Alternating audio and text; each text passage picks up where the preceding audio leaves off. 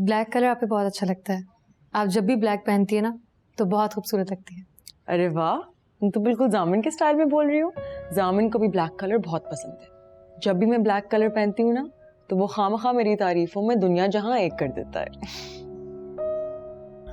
आप और जामिन कहीं जा रहे हैं? हाँ, असल में मेरी अभी एक स्कूल की दोस्त की शादी हुई है, तो मैंने सोचा कि उसकी शादी की खुशी में उसे कहीं डिनर पर इनवाइट करूँ। पहले तो मैं घर पे करने वाली थी, फिर जामिन ने बोला कि वो थोड़ा बोरिंग हो जाएगा। फिर हमने डिसाइड किया कि हम उन्हें डिनर पर बाहर ले जाएंगे।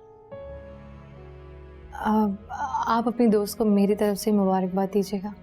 हाँ स्वीट, बिल्कुल दूंगी। सहर, आई एम सो सॉरी, मैं तुम्हें भी इनवाइट कर देती, लेकिन असल में वो थोड़ी पर्सनल गैदरिंग है। नहीं नहीं नहीं, मेरा ये मतलब बिल्कुल भी नहीं था। मैंने ये सब कुछ इसलिए थोड़ी कहा था। आप और जामिन जाइए। ठीक है, तो तुमने ये वाला सिलेक्ट किया है, राइट? Okay done. अब तो मैं यही वाला पहन।